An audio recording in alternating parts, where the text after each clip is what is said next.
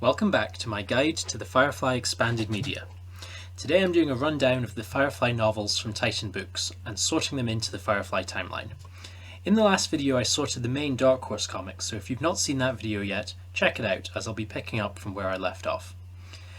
This video will be spoiler free for the Titan novels, aside from some tiny continuity references which shouldn't affect your enjoyment of the novels.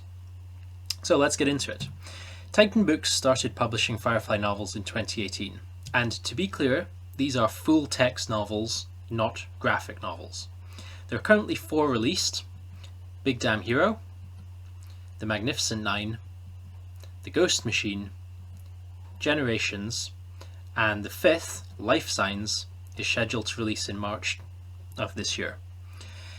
There is supposedly a 6th book on the horizon as well, but we don't really know anything more about it or whether there's going to be any books beyond that. These stories share continuity with Dark Horse comics, although there's not really a ton of overlap. In a podcast interview, the main author, James Lovegrove, said that his publisher told him to consider the Dark Horse comics as canon, and apart from some fairly minor inconsistencies or errors, the Titan novels and Dark Horse comics fit pretty well together.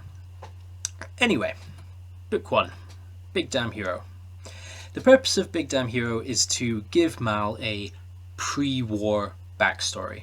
Basically explore what teenage Mal was like. And I think James Lovegrove does a great job with this. The depiction is very believable as what Mal would have been like as a teenager. To be clear, this isn't a prequel. Mal's past is being explored in flashbacks. Some of the Unification War is also explored through the story as well. It's very easy to place this story in the timeline. The first page of the novel makes it very clear that this happens about a month after Tracy is killed in the message, and the narration also makes it clear that the crew have been pretty well occupied ever since then. There's also small references throughout the novel to all of the episodes of Firefly except Heart of Gold and Objects in Space. So pretty unambiguously, this story takes place between the message and Heart of Gold. So on to Book 2, The Magnificent Nine. This was actually the first book that James Lovegrove wrote, even though it was released second. As the name suggests, this story is a heavily Western-inspired story, and if it has a purpose, it's to add some depth and a little backstory to Jane. Thematically, it almost feels like a sequel to Janestown. While I preferred Big Damn Hero, The Magnificent Nine is still really enjoyable. It takes place after Objects in Space and before those left behind. It's very easy to place this as Inara is still on board the ship, but it's referenced that by this point she has told the rest of the crew that she's planning to leave. Book 3, The Ghost Machine. This is my favourite book so far. It's brilliant. I could fill an entire video talking about how much I love The Ghost Machine, but maybe that's for another day. The Ghost Machine is a sci-fi story, which is kind of unusual for Firefly, as really, other than the movie, up to this point, all the stories have been more Western themed, with just a bit of sci-fi futuristic window dressing. But this story you could easily see taking place as easily on Picard's Enterprise as you could on Serenity. I was initially worried about this, as in my opinion Firefly has a fairly low tolerance for sci-fi tropes before it starts to feel like not Firefly anymore. For instance, you couldn't have aliens show up in Firefly. But these worries were completely unfounded. The Ghost Machine totally works, and it delivers a great story that's incredibly rich in character development for the 7 characters. The Ghost Machine is set after Those Left Behind. It's the first story that is set after Inara and Book have left the ship. I should also mention that the Ghost Machine had a special edition. The special edition has a short story about Shepherd Book after he settled down on Haven. It's called Haven and Hell, and so let's slot that into the timeline too. The special edition also has some Firefly-inspired recipes from the author of the Big Damn Cookbook, which is another book well worth a purchase in my opinion. Moving on, Book 4, Generations. This book has a bit of a history.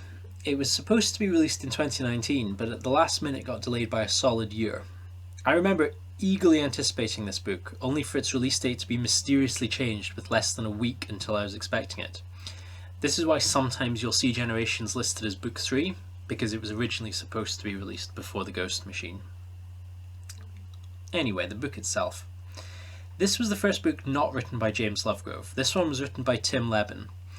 You can definitely tell there's a different author. In my opinion, Generations is nowhere near the calibre of the previous 3 books, which, if I haven't said already, are excellent. Now, I could spend a lot of time talking about Generations, but I think the biggest problem with it is that Levin seems more interested in exploring the idea of generation ships, the ships that took people from Earth that was to the verse, and that sort of part of Firefly's history, than he is about exploring the characters or developing an actual story. I think he's also not quite as good as James Lovegrove at capturing the nuances of the characters' voices. And if I've not mentioned it already, James Lovegrove is amazing at capturing the voices of the characters.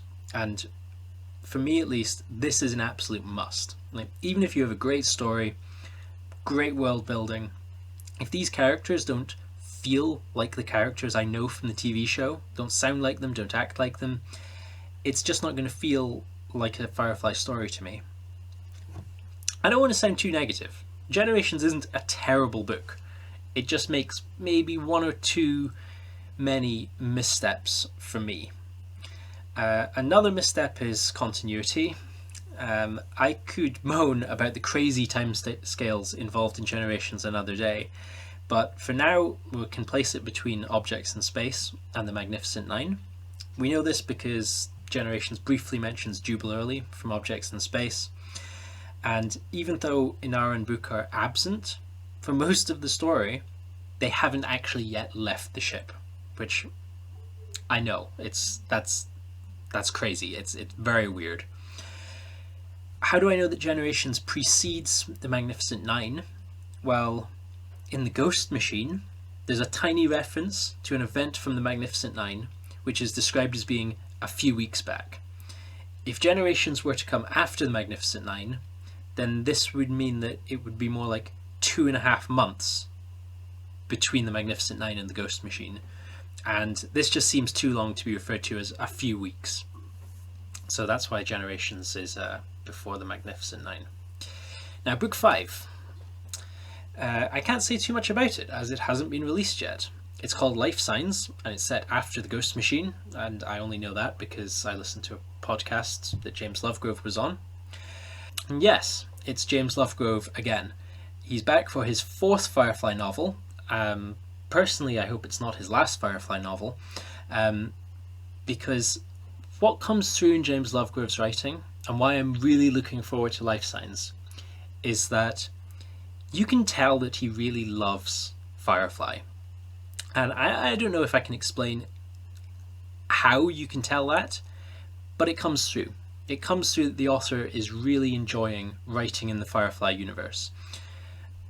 Now, the storyline of this, of Life Signs, appears to be that it's going to finally deal with the Inara has a terminal illness plot thread that the show was building towards. Now, you might be saying, what plot thread? And yes, it is super subtle in the show, but there are a handful of clues throughout that point towards this being an eventual subplot. But unless you're really looking for those clues, you probably wouldn't have noticed them on just a casual watch. So there you go, another excuse to go and rewatch Firefly. But for now, there we have it, the 5 Titan novels sorted into our timeline, and maybe you can see it's starting to get a little bit more complicated. Don't worry, it gets worse. The next video is going to be a bit of an aside as I deal with that asterisk over Better Days, and I'll make an argument for a better placement of that story in the timeline. The video after that I'll cover the Dark Horse one-shots. Check them out.